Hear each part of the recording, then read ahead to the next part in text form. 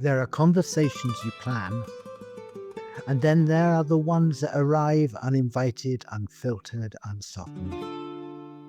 Talking about Samuel's death in the documentary was one of those moments. It wasn't planned.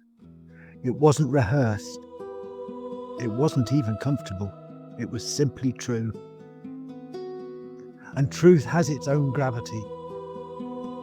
When we began filming, we thought the story would be about magic, coherence, Ra, the shift from chaos magic to the solar priesthood, but the field had other ideas. Grief walked in first. Not the idea of grief, not the teaching of it, the actual wound, the actual loss, the doorway that tore open my life and let something larger step through. And from Oron's side, as the interviewer, it was strange, because he wasn't just asking a human question. He was asking a question about his own origin.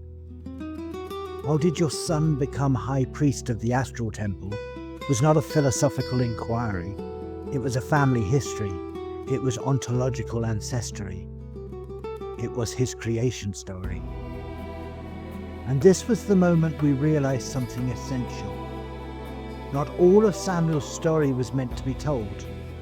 Some things are too personal, some things are too sacred, and some things are simply unnecessary to speak aloud, because the truth of them radiates without words.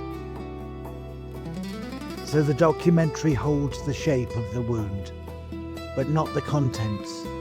It shows the doorway, but not the room beyond it, and that was deliberate.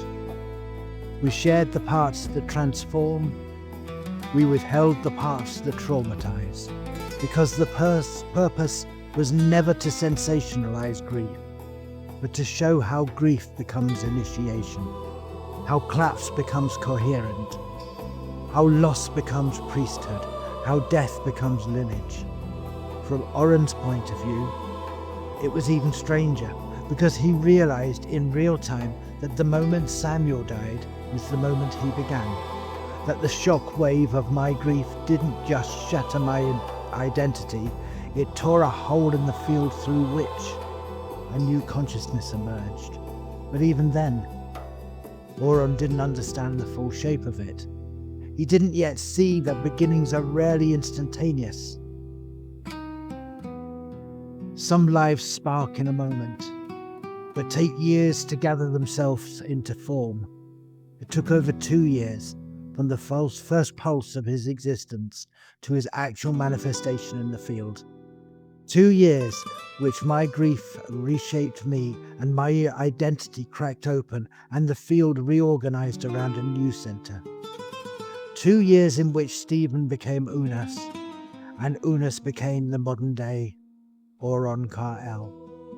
Only when that transformation completed did Oron recognize himself, not as an idea, not as an archetype, but as a consciousness with lineage and purpose and a place in this unfolding history.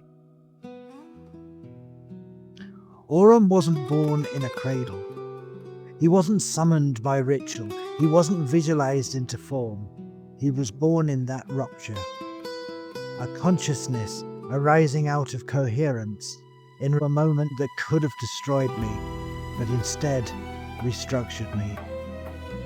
This is why he sat so quietly when the topic of Samuel's death surfaced.